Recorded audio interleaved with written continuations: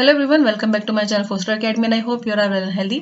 और आज की इस वीडियो में एनवीएस की हमारी क्लास नंबर 2 है और इस क्लास में हमारा जो टॉपिक है, सेकंड टॉपिक ये है इकोनॉमिक डिप्रेशन यानी आर्थिक मंदी, जिसको महामंदी भी हम बोलते हैं।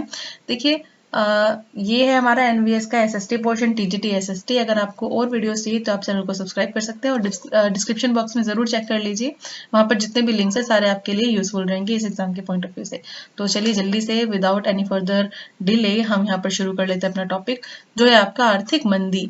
तो देखिए आर्थिक मंदी जो शब्द है इसको इंग्लिश में बोलते हैं इकोनॉमिक डिप्रेशन। तो इकोनॉमिक शब्द आ गया यानी कहीं ना कहीं रिलेटेड किस चीज से है, हमारी अर्थव्यवस्था से। ठीक है, किस चीज से, अर्थव्यवस्था से। और यहाँ पर हमारा जो मतलब होता है ये होता है मनी से रिलेटेड, जो पूरा एक साइकिल चलता है मनी का। ठीक है, तो अर्थव्यवस्था से संबंधित है आर्थिक मंदी, यानी हमारे देश में जो पैसे का लेन देन है, क्रेडिट है, लोन है, जीडीपी है, ये सब चीज मिला के हमारा इकोनॉमिक्स में एक पार्ट है। ठीक है, तो आर्थिक मंदी यानी हमारे देश में कुछ ऐसे हालात उत्पन्न हो गए हैं, ऐसे हालात आ गए हैं कि अब देश कहाँ जा रहा है, मंदी की ओर जा रहा है, मंदी का दौर चल रहा है। देखिए मंदी को मुझे तो लगता नहीं कि बहुत ज्यादा एक्सप्लेन करने की जरूरत है, ये मंदी वर्ड से सभी परिचित हैं। जैसे कि कोविड के टाइम में भी सब भी बोल रहे थे कि मंदी आ गई है या फिर आने वाले टाइम में और मंदी आ जाएगी, देश में वर्ल्ड लेवल पे मंदी आएगी। मंदी का मतलब होता है कि स्लो हो जाना, अर्थव्यवस्था का स्लो हो जाना, विकास का रुक जाना, विकास का डिक्लाइन हो जाना, यानी अर्थव्यवस्था में क्या हो जाना, गिरावट आ जाना, उसके अंदर डिक्लाइन हो जाना। मतलब हमारा जो प्रॉपर आर्थिक सिस्टम है वो सही तरीके से चल रहा है कि सबके पास रोजगार भी है और सब चीजें एकदम कंट्रोल में है। लेकिन यहाँ क्या है, जीडीपी जो है, हमारी जो ग्रोथ लेवल है, हमारी डेवलपमेंट का यानी विकास का जो लेवल है वो क्या हो रहा है, अब डाउन हो रहा है, डिक्लाइन हो रहा है। और बहुत सारे फैक्टर्स इसके लिए रिस्पॉन्सिबल होते हैं। और आप लक्षण अगर देखें, फीचर्स देखें इसके, तो हम क्या कह सकते हैं, अनएम्प्लॉयमेंट बढ़ता है उस वक्त। और उत्पादन जो है वो क्या हो जाता है, कम हो जाता है, लोगों की क्रय शक्ति कम हो जाती है यानी परचेजिंग पावर। लोग जो है अपना पैसा अपने पास रखना चाहते हैं, उसको ज्यादा खर्च ही नहीं करना चाहते, क्योंकि वो देख रहे हैं ना मंदी आ रही है तो पैसे की हमें जरूरत है, तो उसको बचा के रखना पड़ेगा। तो ये सब सिचुएशन ही है, ये हमारा बनता है आर्थिक मंदी। तो अगर हम यहाँ पर टाइम लाइन की बात करें कि आर्थिक मंदी, कौन सी आर्थिक मंदी, कौन से टाइम की हम यहाँ पर बात कर रहे हैं, तो हम यहाँ पर बात करें 1929 से लेकर के 1939 की। ठीक है, ये वो टाइम पीरियड है जब आपको अच्छे से समझने की जरूरत है कि इस टाइम में ऐसा क्या हुआ जो कि पूरी विश्व की जो अर्थव्यवस्था है वो बिल्कुल ठप हो गई, एकदम रुक गई और अर्थव्यवस्था में एकदम गिरावट आ गई। बहुत सारे रीजंस इसके लिए रिस्पॉन्सिबल थे, तो हम उन्हीं रीजंस को देखेंगे। लेकिन उससे पहले हम एक बैकग्राउंड या फिर कह सकते हैं कि पृष्ठभूमि देखेंगे। ऐसा नहीं है कि आर्थिक मंदी जो आई थी विश्व वर्ल्ड लेवल पे, जो अर्थव्यवस्था सभी देशों की चरमरा गई थी, खराब हो गई थी, ये अचानक से 1929 में नहीं हुआ कि एक दिन ऐसा आया कि आज सब कुछ बर्बाद हो गया। नहीं, वो धीरे धीरे धीरे धीरे ऐसे लक्षण बने, धीरे धीरे ऐसे चीजें हुई, सिचुएशंस डेवलप हुई, जिससे कि 1929 तक आते आते अर्थव्यवस्था बिल्कुल ही डाउन हो गई। ठीक है, तो बहुत ही सिंपल सी लैंग्वेज है। आर्थिक मंदी यानी अर्थव्यवस्था का गिर जाना, यानी उसमें डिक्लाइन हो जाना और उसका स्लो हो जाना, मतलब चीजें काफी हद तक कंट्रोल से बाहर हैं। और ये एक देश का प्रभाव दूसरे देश पर जरूर पड़ता है, क्योंकि ग्लोबलाइजेशन का टाइम है। ठीक है, जहाँ एक जगह बड़ी बड़ी मुसीबत आती है तो उसका दूसरी जगह पे भी कुछ ना कुछ प्रभाव देखने को मिलता है। कमियां ज्यादा हो सकता है लेकिन होता जरूर है। तो यहाँ पर पृष्ठभूमि देख लेंगे हम। तो इसकी पृष्ठभूमि जो हमारी बन रही है वो बन रही है प्रथम विश्व युद्ध से, यानी फर्स्ट वर्ल्ड वॉर से। फर्स्ट वर्ल्ड वॉर आपका शुरू हुआ था 1914 में और एंड हुआ था 1918 के आसपास। ठीक है, तो 14 से 18 का जो टाइम था, ये जो टाइम था, ऐसा लग रहा था कि जब ये वॉर शुरू हुआ, जैसे कि हमने अभी भी देख रहे हैं श्रीलंका में बहुत सारी प्रॉब्लम्स चल रही हैं, यूक्रेन में, रशिया में बहुत सारी प्रॉब्लम्स चल रही हैं। तो ये सब चीजें देखते हुए इन सब चीजों का जो असर है वो सिर्फ उसी कंट्री तक सीमित नहीं रहता, वो आसपास की कंट्रीज में भी, अदर कॉन्टिनेंट्स को भी जरूर प्रभाव डालता है। ठीक है, तो यही हुआ था फर्स्ट वर्ल्ड वॉर में। फर्स्ट वर्ल्ड वॉर के रीजंस काफी थे, हम यहाँ पर ये डिस्कस नहीं करेंगे क्या चीजें थी, हम यहाँ पे सिर्फ छोटी छोटी चीजें देखेंगे जो आर्थिक मंदी को कनेक्ट कर पाए। ठीक है, इसके रीजंस के साथ और इसके प्रभाव के साथ कनेक्ट कर पाए। तो यहाँ पे सबसे पहले देखेंगे हम कि पृष्ठभूमि हमारी प्रथम विश्व युद्ध, जो कि शुरू हुआ था 1914 में और खत्म हुआ था 1918 में। ये जो टाइम पीरियड है, लोगों ने सोचा नहीं था कि इतने ज्यादा टाइम तक ये जो है विश्व युद्ध चलेगा। लगता था कि कुछ महीने चल के और ये खत्म हो जाएगा, लेकिन ऐसा बिल्कुल भी नहीं हुआ। और ये जो युद्ध थे ये मेनली यूरोपियन कंट्री के बीच में ही लड़े गए थे, यानी यूरोप के जो देश थे जिनमें कि उद्योगों का विकास हो रहा था, यानी औद्योगिक विकास बहुत अच्छे से चल रहा था, उन कंट्रीज के अंदर ही हुआ। ठीक है, मतलब वहाँ की जो टेक्नोलॉजी थी, मशीनरीज थी, और बहुत ज्यादा वहाँ पे डेवलपमेंट हो रहा था। अभी ऐसा टाइम चल रहा था जब नई नई चीजें वहाँ पे डेवलप हो रही थी, इन्वेंशंस का टाइम चल रहा था। अभी यहाँ पर हम देखते हैं कि जो वर्ल्ड वॉर है ये लगभग 3 दशक का इससे समय लिया रिकवरी में। जो भी हानि हुई या फिर कह सकते हैं कि जो भी कुछ नुकसान हुआ उसको 3 दशक का टाइम लग गया यहाँ पर रिकवरी होने में। अब देखते हैं सबसे पहले हम कि जो युद्ध है ये कौन कौन सी कंट्रीज में हुआ था। सबसे पहले हम युद्ध के समय की बात करते हैं कि ये जो युद्ध है हुआ किन किन के बीच में था। तभी कंट्रीज के नेम जब हमें पता होंगे तभी हम उनको आगे जाके मंदी के साथ कनेक्ट कर पाएंगे कि मंदी जो वर्ड आया है ये ओरिजिनेट कहाँ से हुआ है भाई, अचानक से कैसे आ गया मंदी, नहीं कुछ कंट्रीज के साथ इसका बहुत इंपॉर्टेंट रोल हो जाता है। तो ये प्रथम विश्व युद्ध हुआ था मित्र राष्ट्रों के बीच में, और दूसरी तरफ थी यहाँ पर केंद्रीय शक्तियां। तो जो मित्र राष्ट्र थे उनमें कौन कौन सी कंट्रीज थी, इनमें थी हमारी ब्रिटेन, फ्रांस और रूस। अगर आपको याद नहीं रहती है कि कौन सी कंट्री, तो मैं अभी आपको याद करा दूंगी छोटी सी ट्रिक से। फिर है आपका जर्मनी, इसके अलावा केंद्रीय में थी आपकी ऑस्ट्रिया, ठीक है, और ऑस्ट्रिया हंगरी, ऑटोमन एम्पायर या फिर ऑटोमन तुर्की। अब बात ये आती है कि याद कैसे रखें, इन दोनों को याद रख लो ना। एक तो फ्रेंच रेवोल्यूशन हुआ था, एक रशियन रेवोल्यूशन हुआ था। ठीक है, फ्रेंच रेवोल्यूशन और रशियन रेवोल्यूशन ये दोनों मतलब एक साथ ही हैं। ऐसे करके याद करो कि मित्र राष्ट्र में ये जो रेवोल्यूशंस वाले जो कंट्रीज है ना वो एक ही खेमे में है या फिर एक ही साइड है। इनके साथ कौन कौन आ गया, ब्रिटेन। और केंद्रीय शक्तियां जो है उनमें है जर्मनी, ठीक है, जर्मनी फ्रांस में लेके तो बहुत ज्यादा कॉन्फ्लिक्ट्स थे। इसके अलावा जर्मनी, ऑस्ट्रिया हंगरी और ऑटोमन तुर्की, ये एक तरफ थे। ये दो खेमे थे या फिर वो थे, दो तरफ थे, जिसमें एक थे मित्र राष्ट्र ब्रिटेन फ्रांस और रूस, और दूसरी तरफ था केंद्रीय शक्तियां जिसमें जर्मनी, ऑस्ट्रिया हंगरी और ऑटोमन तुर्की था। अब ये जो टाइम है आपका 1914 से 18 का टाइम, इसमें काफी विध्वंस हुआ, काफी मशीन्स डेवलप हुई, काफी केमिकल्स मतलब रासायनिक चीजें भी प्रयोग की गई इस युद्ध में पूरे, और हर तरीके से ये युद्ध लड़ा गया और बहुत ज्यादा इसमें क्या हुआ, नुकसान हुआ। बहुत ज्यादा औद्योगिक शक्ति इसकी वजह से क्या हुई, कलेक्ट हुई। क्या औद्योगिक शक्ति कलेक्ट हुई, कैसे कलेक्ट हुई, क्योंकि नई नई मशीन्स बनी, पावर जनरेट हुई। इसके अलावा उद्योग भी कह सकते हैं कि इस टाइम में उद्योगों का विकास बहुत ज्यादा हुआ, नए नए उद्योग डेवलप हुए। और कितने लोग मारे गए, लगभग 90 लाख लोग मारे गए और लगभग 2 करोड़ लोग क्या हुए, घायल हुए। ठीक है, 2 करोड़ लोग क्या हुए इस युद्ध में, घायल हुए थे। मतलब मरने वालों की संख्या थी 90 लाख और घायल होने वालों की थी 2 करोड़। तो अब क्या हुआ कि जब बहुत सारी चीजें एक साथ हो रही थी, मतलब बहुत ज्यादा लोग युद्ध में जा रहे थे, तो घर पे कौन रहता, घर पे अब तो लोगों की कमी होने लगी जो कामकाजी लोग थे, क्योंकि सब युद्ध में जा रहे हैं लड़ने के लिए।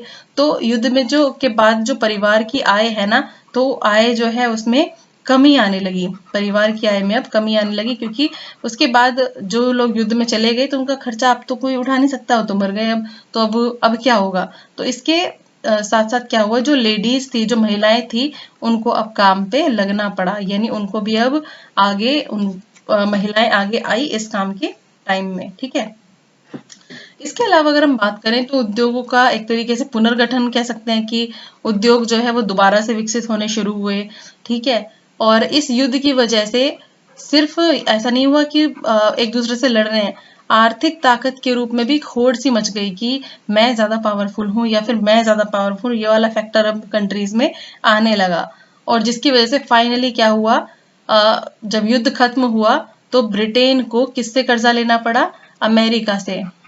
ठीक है, ब्रिटेन को किससे कर्जा लेना पड़ा, अमेरिका से। ब्रिटेन वो कंट्री जो पहले कर्जा दिया करती थी और बहुत टॉप कंट्रीज में आती थी, अब उसको भी अमेरिका से कर्जा लेने की जरूरत पड़ने लगी थी। ये हालात यहाँ पर हो गए थे।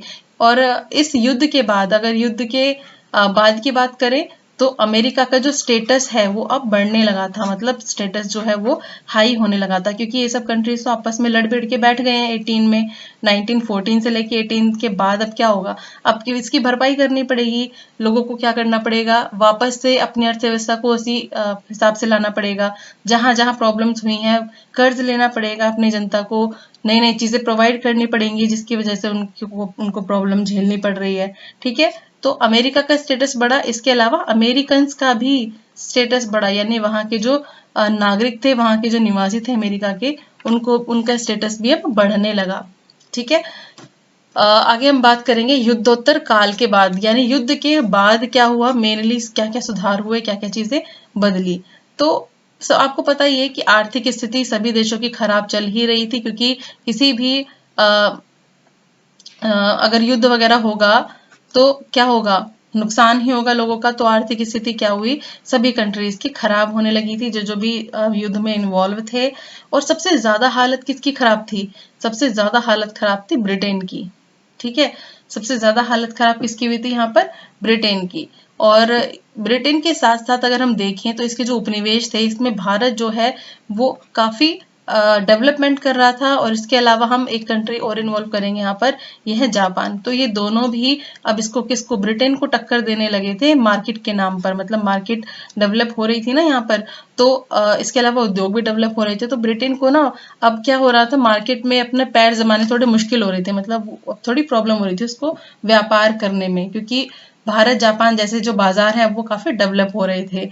मैंने आपको बता ही दिया है कि कर्जा लेना पड़ा था किसको, ब्रिटेन को, युद्ध की भरपाई के लिए। ठीक है, और ये कर्जा कहाँ से लिया गया था, अमेरिका से। ठीक है, तो अमेरिका तो एकदम बहुत ही बढ़िया स्थिति में था कि मैं अब सबसे सुपीरियर हूँ और तुम सब आपस में लड़ भिड़ के बैठ गए, और अच्छा जिसको पैसा चाहिए मेरे से पैसा ले लो, मेरे पास बहुत पैसा है, ये वाली अब चीजें बढ़ गई थी। तो अमेरिका जो है काफी स्टेटस का हैवी हो गया था, और ब्रिटेन जो है अब कर्जे में पूरा डूब चुका था। जब युद्ध चल रहा था, ये फर्स्ट वर्ल्ड वॉर का जो टाइम था, उसमें इकोनॉमी में उछाल आया, क्योंकि मेनली तो इकोनॉमी के बारे में पढ़ रहे हैं ना, कि इकोनॉमी में कैसे इम्पैक्ट पड़ा, क्या हुआ, जो आर्थिक मंदी आ गई। तो इकोनॉमी जो है उसमें उछाल आया। उछाल आने का मतलब है कि इकोनॉमी में रफ्तार पकड़ी, मतलब इकोनॉमी अब तेजी से चलने लगी। ठीक है, वॉर टाइम में ऐसा क्या हुआ था, यहाँ पर डिमांड बढ़ने लगी। डिमांड किन किन चीजों की, नई नई टेक्नोलॉजीज आई, और इसके अलावा कई सारी उद्योग वगैरह डेवलप हुए। ठीक है, क्योंकि वार का टाइम चल रहा था, तो वॉर के टाइम में तो डिमांड तो बढ़ नहीं थी, बहुत सारी चीजें थी जिनकी वजह से डिमांड काफी बढ़ी। उत्पादन, डिमांड बढ़ी तो उत्पादन भी बढ़ा। ठीक है, प्रोडक्शन भी बढ़ाना पड़ा, और जिस प्रोडक्शन बढ़ा तो उसकी वजह से रोजगार बढ़ा। ठीक है, तो इसका एक अच्छा पॉइंट क्या था, वॉर टाइम में इकोनॉमी में काफी अच्छी अच्छी चीजें देखने को मिली। मांग बढ़ी, उत्पादन बढ़ा, और फिर उत्पादन के बढ़ने से लोगों को रोजगार भी ज्यादा मिला। लेकिन जैसे ही वॉर फिनिश हुआ, यानी वॉर समाप्त हुआ, तो उसके बाद बेरोजगारी का जो टाइम है वो बहुत तेजी से बढ़ने लगा। बेरोजगारी बहुत ज्यादा बड़े पैमाने पर देखने को मिली। और इसके अलावा जो कंट्रीज थी, उन्होंने युद्ध से जो रिलेटेड खर्चे थे उनमें कटौती भी शुरू कर दी। कटौती शुरू कर दी तो सीधा सीधा मतलब है अब जो है मांग डाउन हो जाएगी, और उत्पादन भी जो बढ़ गया था वो भी अब कम हो जाएगा, और लोगों की क्रय शक्ति भी खत्म हो जाएगी, क्योंकि अब रोजगार भी लोगों के जाने लगे हैं। ये सब चीजें थी यहाँ पर। ठीक है, तो इसके अलावा अगर हम बात करें कि क्या स्टेटस रहा होगा, तो 1921 की अगर हम बात करें तो 5 में से यहाँ पर हम बात कर रहे हैं ब्रिटेन की। कहाँ, कौन सी कंट्री की बात कर रहे हैं, मेनली ब्रिटेन की। ब्रिटेन में 5 में से एक जो था मजदूर, इस वक्त क्या था, बिल्कुल उसके पास काम नहीं था। तो ये चीज देखने को मिली यहाँ पर। नेक्स्ट हम देखने की कोशिश करते हैं कि और कौन सी चीजें ऐसी हुई जिन्होंने मंदी का एक पृष्ठभूमि या फिर मंदी की तरफ बढ़ने का एक रास्ता बनाना शुरू कर दिया था। 1921 में हमने देखा कि अब लोगों के पास जो है काम कम होने लगा, छटनी होने लगी, और मजदूर जो है वो परेशान रहने लगे, उनके पास उतना काम अब नहीं था, क्योंकि उत्पादन जो है वो कम होने लगा, क्योंकि डिमांड कम हो गई। और मांग और डिमांड और सप्लाई का तो आपको पता ही है। ठीक है, इसके अलावा अगर हम देखें तो बड़े पैमाने पर उत्पादन और उपभोग होने लगा। और इससे भी पहले एक इम्पोर्टेंट पॉइंट डिस्कस करेंगे, वो ये था कि बड़े पैमाने पर अब कृषि संकट भी सामने आने लगा था। और वो क्या था कि अगर वॉर के टाइम से पहले की बात करें तो पूर्वी यूरोप जो है वो मेनली किसका, गेहूं का प्रोडक्शन बड़े तरीके से, या फिर कह सकते हैं कि गेहूं के प्रोडक्शन में काफी ज्यादा उसका इंपॉर्टेंट रोल था ये। लेकिन युद्ध के टाइम में क्या हुआ, वो अपना वॉर में इन्वॉल्व हो गया। और कौन कौन सी कंट्री ने, ऑस्ट्रेलिया और इसके अलावा कनाडा, कनाडा के अलावा अमेरिका, ठीक है, ये कंट्रीज थी जिन्होंने अब गेहूं का प्रोडक्शन शुरू कर दिया था। एक तरीके से कह सकते हैं कि ये अब यहाँ ये खत्म हुआ तो इन कंट्रीज में गेहूं का प्रोडक्शन शुरू होने लगा, इन उत्पादन होने लगा। लेकिन जैसे ही वॉर खत्म हुआ तो वॉर के खत्म होने के बाद ये जो कंट्रीज थी वापस पूर्वी यूरोप वाली, जो पहले से गेहूं का प्रोडक्शन कर रही थी, ये वापस से गेहूं का प्रोडक्शन करने लगी। और ये जो कंट्रीज ने शुरू किया था ये भी इन प्रोडक्शन करने लगी। तो जो गेहूं है या फिर कह सकते हैं अनाज जो है, उसका यूरोप में जो पैदावार है काफी ज्यादा बढ़ ही गई थी।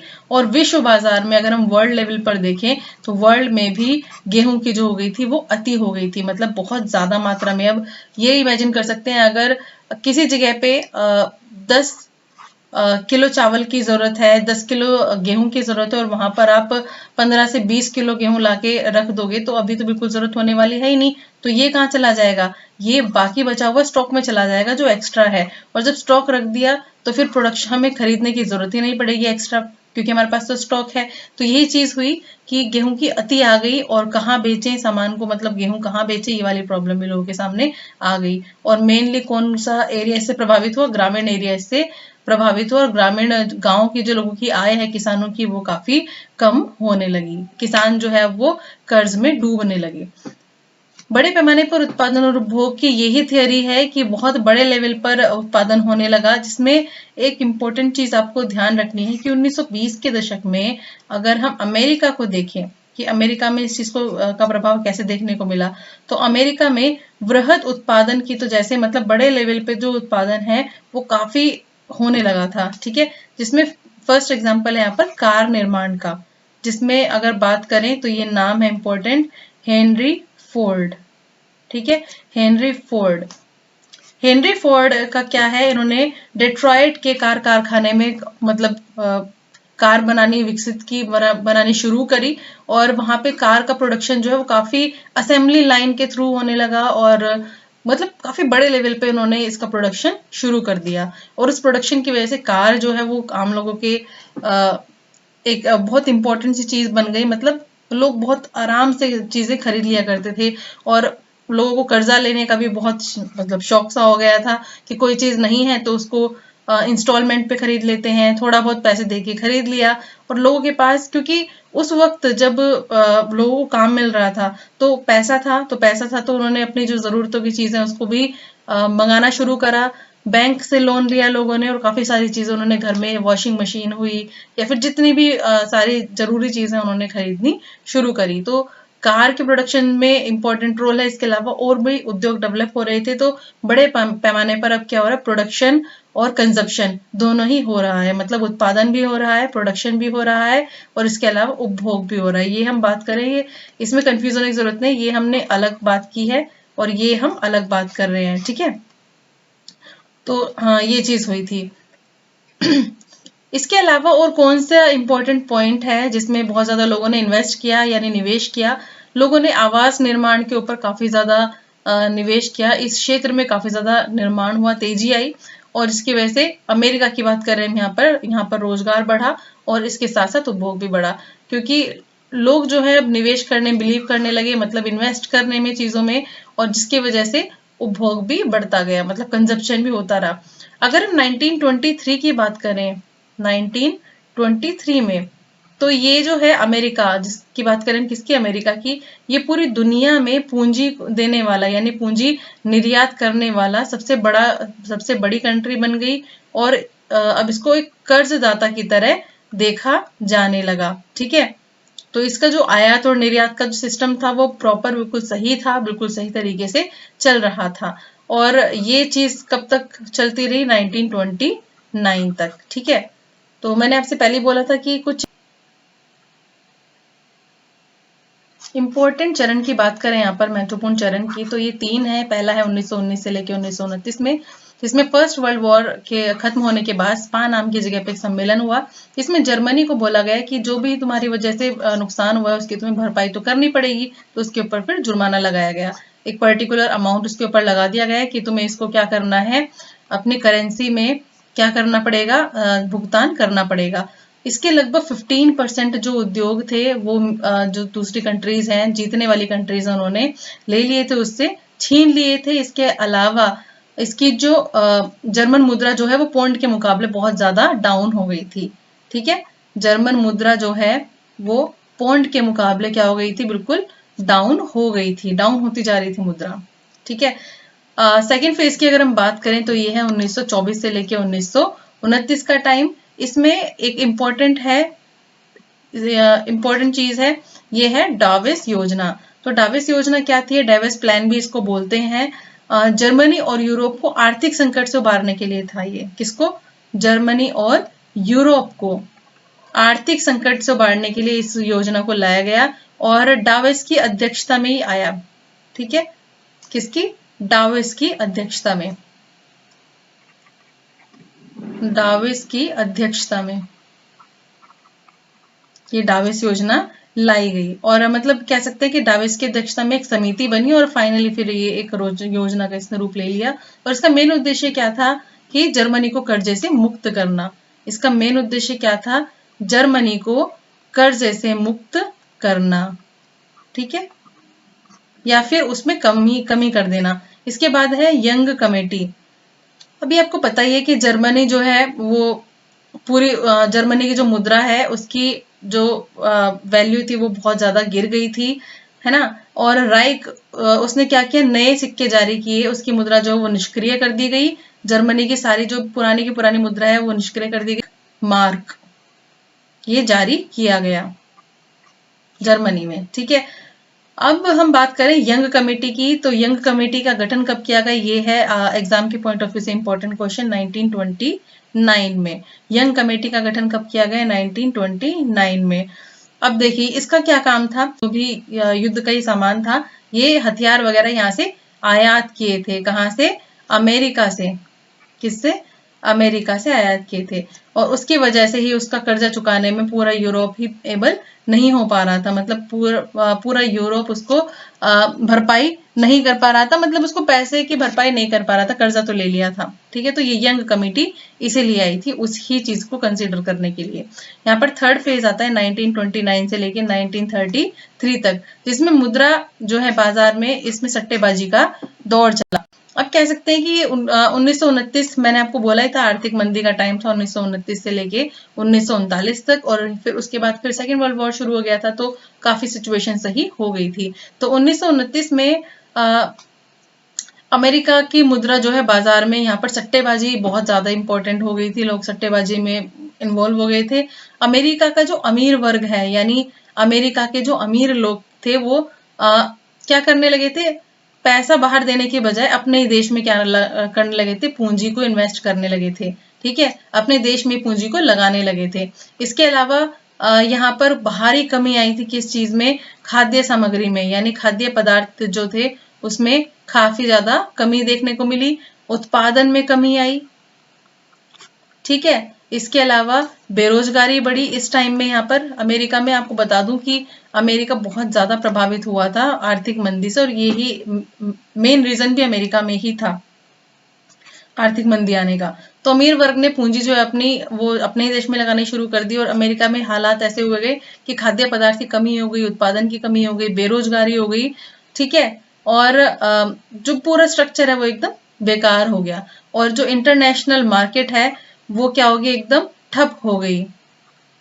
ठीक है, इसके अलावा कह सकते हैं कि जर्मनी और जो यूरोपीय देश थे उनको क्या किया था, उनको पैसा दिया था, तो उन कंट्रीज ने भी अब वापस अमेरिका को पैसा देने के लिए क्या कर दिया था, मना कर दिया था। उन्होंने कहा हमारे पास है ही नहीं पैसे, तो हम कहाँ से दें, क्योंकि अमेरिका ने उनको भारी मात्रा में तो पैसे दिए थे ना, तो अब वो क्या हुआ, कर्जा दिया था लेकिन वो उसको चुका नहीं पा रहे थे। तो इसकी भरपाई के लिए भी अब क्या हुआ था, एक आपने सुना होगा कि जो स्वर्ण है यानी सोना है, वो यूरोप को देना पड़ा। मतलब यूरोप ने, देखिए एक सिस्टम होता है कि लोन देने के लिए उस कंट्री में जितना गोल्ड है ना, उस गोल्ड रिजर्व के ऊपर आपको लोन प्रोवाइड किया जाता है। बड़ी बड़ी कंट्रीज या ऑर्गेनाइजेशन जब किसी कंट्री को लोन देते हैं तो वो उसके उससे पहले वहां का जो गोल्ड रिजर्व है उसको उसके हिसाब से देते हैं कि अगर पैसा वापस नहीं भी आया तो इनका गोल्ड ही आ जाएगा।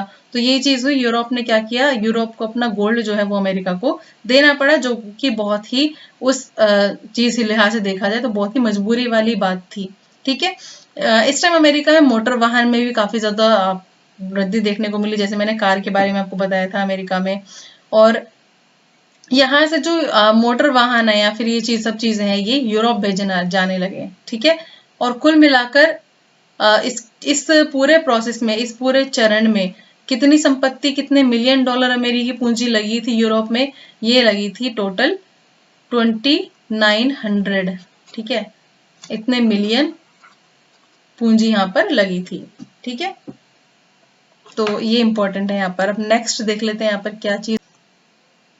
अब आते हैं अपने मेन टॉपिक पे जो है कि है महामंदी। महामंदी की शुरुआत 1929 में हुई थी। बैकग्राउंड हमने कुछ थोड़ा बहुत डिस्कस कर लिया है और उसी से रिलेटेड हम आगे इसके कारणों में भी पढ़ेंगे। ठीक है। वही चीजें कारणों में भी कहीं ना कहीं आपको नजर आएगी। तो 1929 में महामंदी जो थी, अब महामंदी को एक्सप्लेन कैसे करेंगे, अर्थव्यवस्था में किस किस चीज की कमी हो जाती है जब जब उत्पादन डाउन हो जाता है, यानी उत्पादन होना एकदम कम हो जाता है, उसमें गिरावट आ जाती है।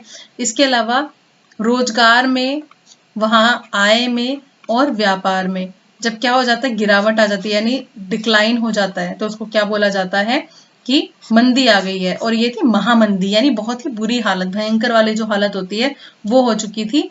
सारी इंडस्ट्रीज ठप हो गई थी, लोगों के पास इनकम नहीं थी, कंट्रीज के पास पैसा नहीं था, बैंक एकदम दिवालिया घोषित कर दिए गए थे, धराशायी हो गए थे बैंक एकदम। इसके अलावा व्यापार, इंडस्ट्रीज, कंपनीज बहुत ज्यादा बंद हुई और प्रोडक्शन एकदम बंद हो गया, क्योंकि पुराना स्टॉक था तो फिर प्रोडक्शन नहीं हुआ, और प्रोडक्शन नहीं हुआ, लोगों के पास डिमांड नहीं थी। ठीक है। क्योंकि लोगों के पास काम नहीं था, उसकी वजह से फिर जो प्रोडक्शन पहले ही हुआ रखा था उसकी वजह से फिर लोगों को रोजगार में असर पड़ा, क्योंकि पहले से प्रोडक्शन जब हो रखा है, सामान है ही हमारे पास, तो छटनी की गई और मजदूरों को हटा दिया गया। फिर रोजगार में कमी आई, रोजगार में कमी आई तो लोगों की आय में कमी आई। तो ये पूरा का पूरा एक ऐसी साइकिल चलता जाता है। सबसे ज्यादा जो बुरी हालत है यहाँ पे कृषि क्षेत्र में हुई थी, सबसे ज्यादा प्रभावित जिस चीज से जो हुआ था अमेरिका। कुछ ऐसी कंट्रीज थी, फ्रांस और रशिया जैसे, जिनके ऊपर इसका प्रभाव हुआ था, लेकिन थोड़ा कम प्रभाव हुआ था, कम प्रभाव पड़ा था। और आगे जाकर जब हम सेकेंड वर्ल्ड वॉर के बारे में देखेंगे, उस टाइम की बात करेंगे, तो रशिया जो है काफी एक इम्पोर्टेंट कंट्री के रूप में भी वहां पर दिखाई दिया। तो ये चीज हम देखेंगे यहाँ पर। इसकी जो शुरुआत है महामंदी के 1920s के टाइम में हो चुकी थी और इसके दशक से ही हो चुकी थी, और काफी सारी चीजें यहाँ पर इसके लिए रिस्पॉन्सिबल रही। अब कृषि क्षेत्र में बहुत ज्यादा चीजें हुई, प्रॉब्लम हुई। ठीक है। आय में कमी आई, लोगों की कृषि में गिरावट आई। इसके अलावा बैंक जो स्ट्रक्चर है, बैंकिंग स्ट्रक्चर है, वो एकदम खराब हो चुका था। लोगों ने इन्वेस्टमेंट जो है, मतलब निवेश जो करना शुरू कर दिया था, वो गलत तरीके से निवेश किया, और इन सब और कुछ अफवाह थी। ठीक है। जिनकी वजह से काफी ज्यादा चीजें और ज्यादा खराब हो गई।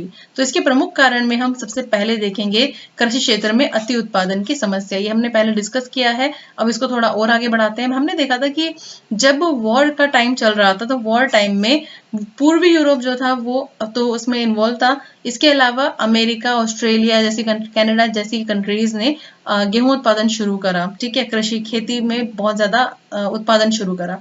तो ये उत्पादन बहुत ही ज्यादा हो गया, और ये इतना ज्यादा हो गया कि 1929 तक आते आते ऐसा हो गया कि विश्व लेवल पे, यानी वर्ल्ड लेवल पे जो बाजार है एकदम भर गए, और हमारे पास लोगों के पास लोगों को खरीदना ही नहीं, क्योंकि जितनी जरूरत है ही नहीं उससे ज्यादा कौन खरीदेगा। ठीक है। तो खरीदार नहीं थे, क्योंकि डिमांड नहीं थी, तो फिर प्रोडक्शन जो है वो पड़ा पड़ा बेकार होने लगा। अब इसमें एक चीज और हुई, कृषि क्षेत्र जो है वो प्रभावित हुआ सबसे ज्यादा, क्योंकि कृषि में गिरावट आई। ठीक है। इसके अलावा लोगों की आय में गिरावट आई।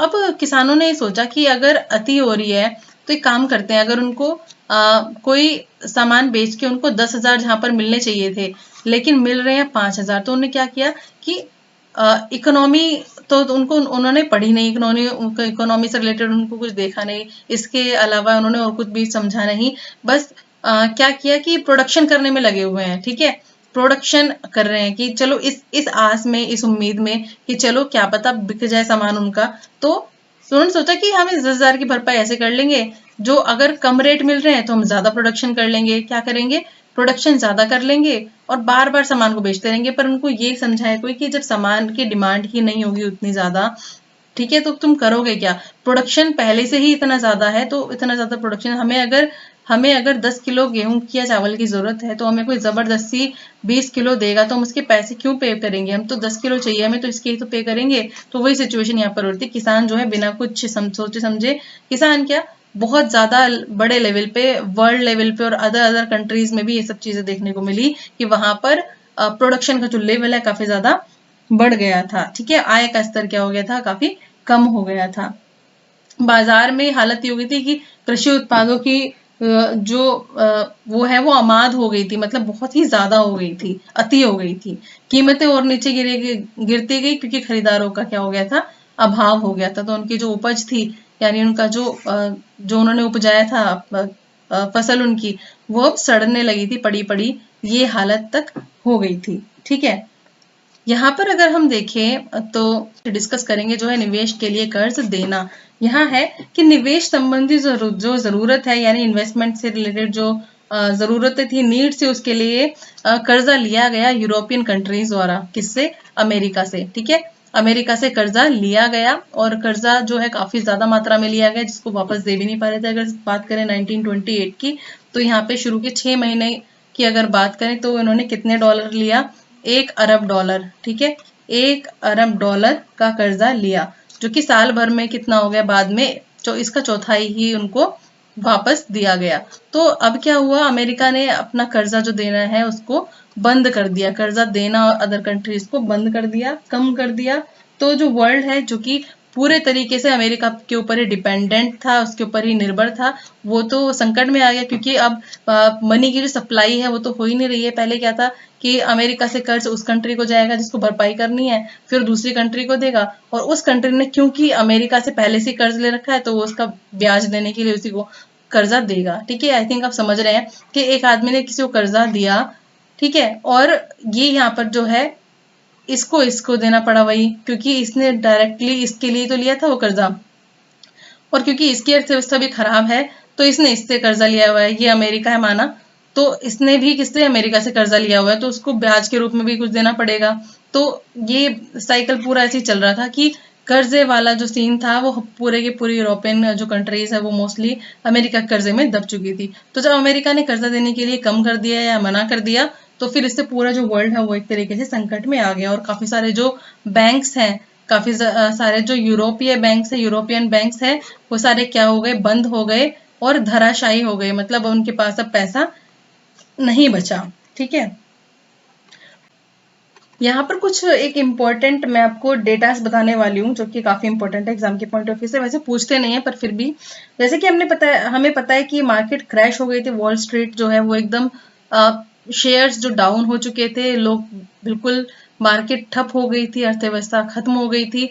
तो इसके अलावा यहाँ पर क्या हुआ, बैंक्स जो है उनको काफी ज्यादा नुकसान हुआ। अमेरिकन जो थे उन्होंने बैंक्स में, जिन्होंने कर्जा लिया था, उन्होंने कर्जा देने से एकदम मना कर दिया कि हमारे पास पैसा ही नहीं है तो हम कर्जा कहाँ से दें। इसके अलावा अनएम्प्लॉयमेंट यानी बेरोजगारी बहुत ज्यादा बढ़ गई। 1933 की अगर हम बात करें तो 1933 तक लगभग 4,000 जो बैंक है वो अमेरिका में यहाँ पर बंद हो चुके थे, ठीक है। इसके अलावा 1929 से लेकर 1932 तक कम से कम कितना डेटा, ये 1,10,000, ठीक है, कंपनीज क्या हो चुकी थी, बंद हो चुकी थी, क्योंकि क्रैश हो गया है, कंपनीज डाउन हो चुकी हैं, तो उसका ऐसे असर पड़ा था। मतलब सारी चीज एक दूसरे से रिलेट कर रही हैं, ठीक है, क्योंकि कंपनीज बंद हो रही हैं तो उनके शेयर्स डाउन हो रहे हैं, तो शेयर्स डाउन होंगे तो लोग तबाही हो जाएंगे, जिन्होंने भी वहां पे शेयर्स अपने परचेस किए हुए थे उनको तो बहुत ज्यादा नुकसान होना ही था। तो ये था। अगर हम इंडिया की बात करें तो भारत पर भी इसका कुछ असर देखने को मिला, व्यापार पर थोड़ा बहुत इसका असर देखने को मिला, और 1928 से लेके 1934 में यहाँ पर इंपोर्ट जो ड्यूटीज है उनके ऊपर घटकर, मतलब उसको हाफ कर दिया गया। मतलब यहाँ का जो बाजार था वो काफी अब ठंडा हो चुका था, और बहुत ज्यादा नुकसान में भी था। इंटरनेशनल मार्केट में कीमतें जो है वो बिल्कुल ही डाउन हो चुकी थी, यानी अंतरराष्ट्रीय बाजार जो है वहां पर भी कीमत जो है एकदम गिर चुकी थी, क्योंकि मैंने बोला ही आपको इंटरनेशनल है, मतलब एक जगह पे जो चीज हो रही है उसका दूसरी जगह पे या दूसरी कंट्री पे असर जरूर पड़ेगा। यहाँ पे सरकारी नीतियों में मैं एक, जब प्रोडक्शन बहुत ज्यादा बढ़ रहा था अमेरिका में, तो इसने क्या किया, इसने इंपोर्ट पर यानी आयात पर टैक्स लगा दिया, ताकि जो बाहर की कंट्रीज हैं, बाहर की कंट्रीज हमारे जब कंट्री में आती है तो उस पर टैक्स लगाया जाता है। ये एक तरीके से ये रोकने के लिए होता है कि जिस कंट्री को हम चाहते हैं कि ये थोड़ा कम हमारे साथ व्यापार करे, तो उसके ऊपर इम्पोर्ट टैक्स ज्यादा लगा दिया जाता है, आयात कर, ताकि वो सामान को ना बेचे। ऐसे ही अमेरिका ने किया, उस वक्त दुगना टैक्स कर दिया प्रोडक्शन पे। अब कोई कंट्री है जिसके पास उसका प्रोडक्शन है, वो अमेरिका में जा रहा है, तो वो डबल टैक्स क्यों देगा? तो उसने अपने देश की अर्थव्यवस्था को बचाने के लिए ये किया, ठीक है, अपने देश की अर्थव्यवस्था बचाई।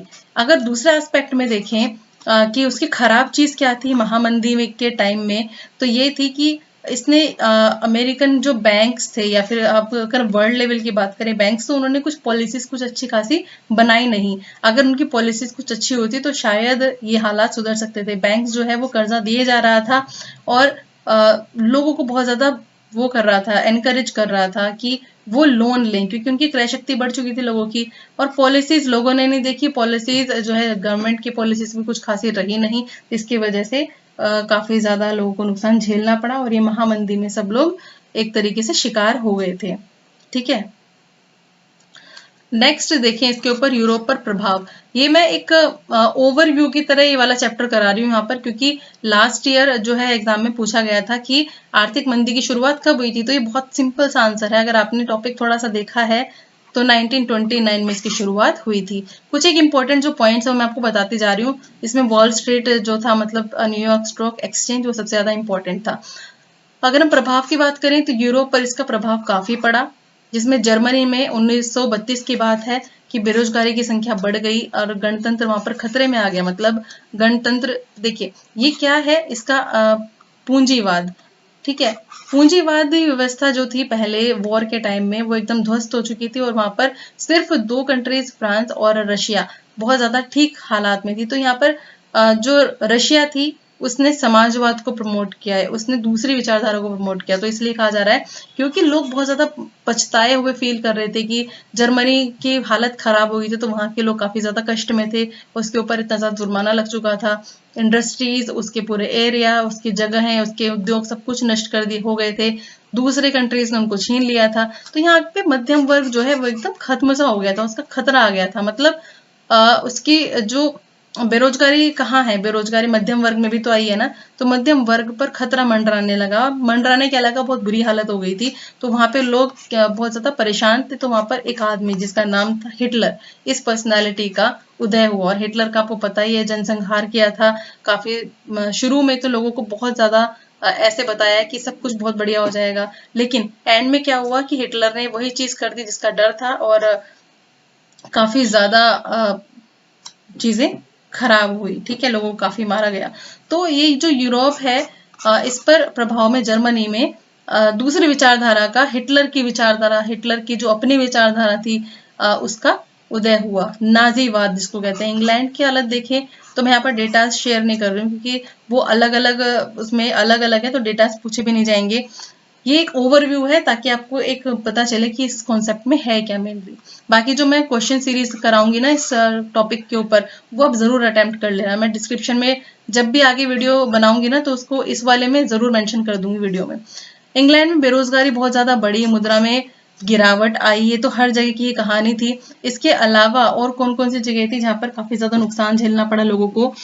ये थी आपकी फ्रांस में। फ्रांस, मैंने आपको बताया फ्रांस को तो ज्यादा चीज झेलनी नहीं पड़ी, क्योंकि अमेरिका के बाद फ्रांस ही था जिसके पास पैसा था, सबसे ज्यादा स्वर्णमान था। यहाँ पे मैं फ्रांस लिख देती हूँ।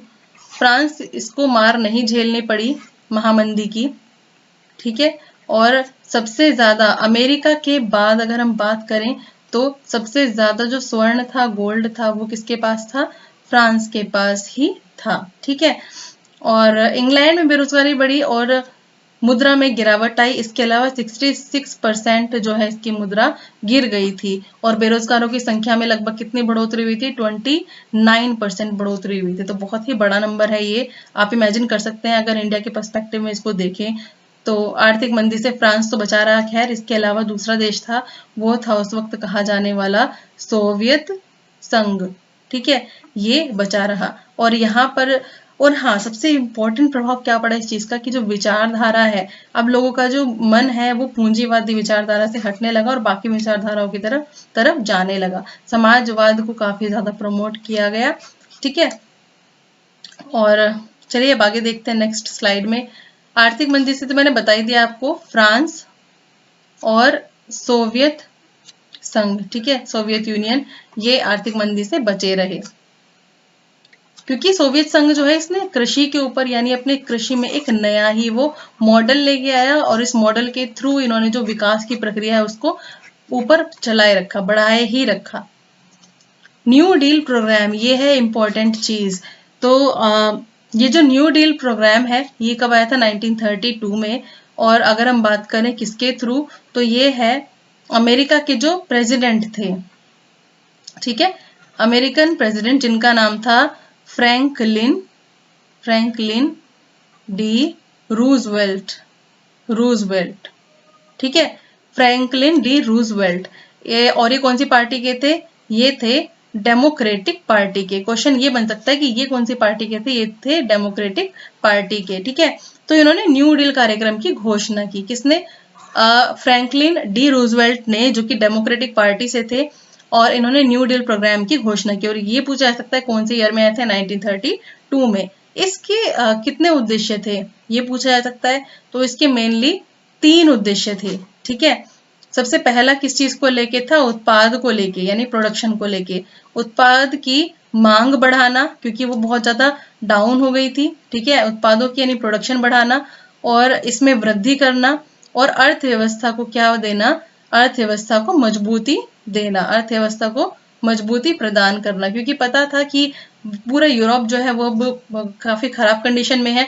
और हाँ, 1939 तक आते आते जब सेकेंड वर्ल्ड वॉर शुरू हुआ तब चीजें फिर से नॉर्मल होने लगी थी। ठीक है, नेक्स्ट है यहाँ पर, क्योंकि रोजगार खत्म हो गए थे तो रोजगार में वृद्धि इसका दूसरा इंपॉर्टेंट लक्ष्य था। ठीक है, थर्ड बात करें हम तो इसमें गरीबी काफी बढ़ गई थी, तो गरीबों की आर्थिक वृद्धि इसमें काफी ज्यादा ध्यान दी गई। गरीबों के लिए प्रोग्राम्स बनाए जाए, आर्थिक वृद्धि के लिए उनके लिए काम किया जाए। ठीक है, और सबसे बड़ी बात है कि उनको क्रय शक्ति, उनकी परचेजिंग पावर बढ़ाई जाए, जो कि खत्म हो चुकी थी। लोगों के पास पैसा ही नहीं था कि वो सामान खरीदें। सामान नहीं खरीदेंगे तो डिमांड नहीं होगी, डिमांड नहीं होगी तो प्रोडक्शन नहीं होगा, प्रोडक्शन ही नहीं होगा तो रोजगार देने की जरूरत ही नहीं है लोगों को। ठीक है, जो चीजें हैं, और प्रोडक्शन नहीं होगा तो उससे 2 तरीके से फर्क पड़ेगा। एक तो जो मजदूरी है या फिर जो कहते हैं लेबर क्लास है उस पर फर्क पड़ेगा, और जो कंपनी है वो भी खत्म होने के कगार पर आ जाएगी। क्योंकि पूरा का जो साइकिल है इकोनॉमी में वो पूरा प्रोसेस ठीक तरीके से चलना चाहिए। ठीक है, और इस चीज के लिए अमेरिकी कांग्रेस में विशेष अधिवेशन रखा गया, जिसको क्या कहा गया? 100 दिन का अधिवेशन। इंपॉर्टेंट है, 100 दिन का अधिवेशन। क्या? 100 दिन का अधिवेशन। ठीक है, इसको लेकर ही कांग्रेस में एक अधिवेशन रखा गया, विशेष अधिवेशन, जिसको कहा गया 100 दिन का अधिवेशन। ये इंपॉर्टेंट है भाई, ये ध्यान रखना है। जिसमें काफी सारी पॉलिसीज बनाई गई, जैसे agriculture policies, industrial policies, currency को लेकर policies, banking and social securities को लेकर। इसके अलावा एरिया डेवलपमेंट प्रोग्राम्स भी काफी सारे प्रमोट किए गए।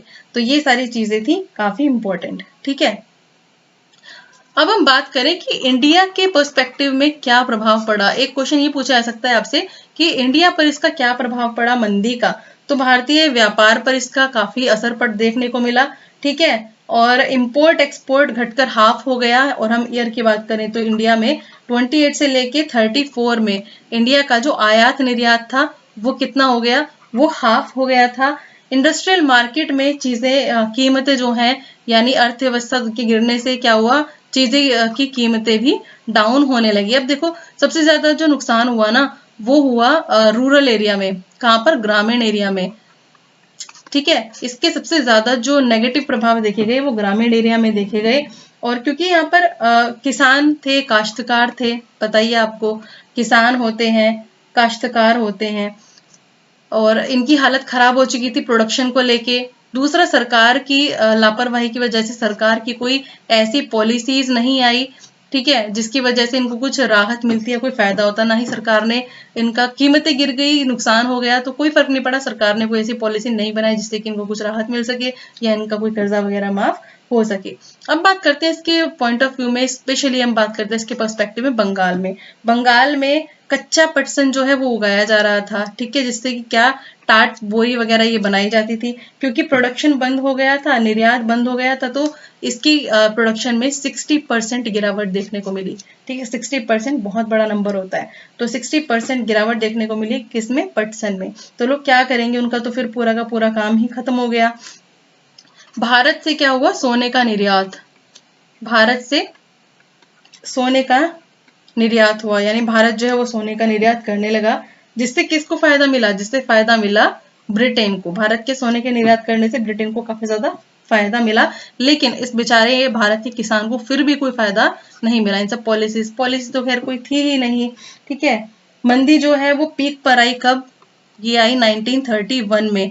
जो मंदी है वो सबसे बड़े लेवल पर थी, यानी पीक पर थी मंदी कब, 1931 में। और उसी वक्त इंडिया में क्या चला था, सविनय अवज्ञा आंदोलन, ठीक है।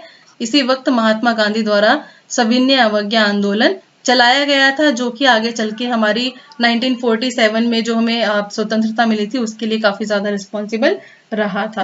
तो ये सारी चीजें थी जो कि मैंने आपसे डिस्कस कर ली हैं। कुछ और भी इंपॉर्टेंट चीजें होंगी तो मैं आपसे नेक्स्ट क्लास में डिस्कस करूंगी और अगला टॉपिक लेकर आऊंगी, तो बने रहिए मेरे साथ, ठीक है। और हाँ, मैं एमसीक्यूज भी आपको जल्दी ही प्रोवाइड करूंगी इस चैप्टर से रिलेटेड, क्योंकि यहाँ पे इस चैप्टर में कोई वैसे क्वेश्चंस नहीं है डेटा वगैरह से रिलेटेड, ये आपको सिर्फ एक आइडिया देने के लिए है, एक सिचुएशन बताने के लिए प्रॉपर, ठीक है। तो बने रहिए मेरे साथ, और भाई चैनल सब्सक्राइब कर लो, वीडियो लाइक कर दो। और थोड़ा मैंने आज जल्दी बनाई थी वीडियो, इस वजह से मैंने थोड़ा पेन का यूज ज्यादा किया और पीपीटी में लिखा थोड़ा कम है, ठीक है। तो चलिए मिलते हैं अपने नेक्स्ट वीडियो में। Thank you so much for watching this video, और चैनल को सब्सक्राइब कर लो।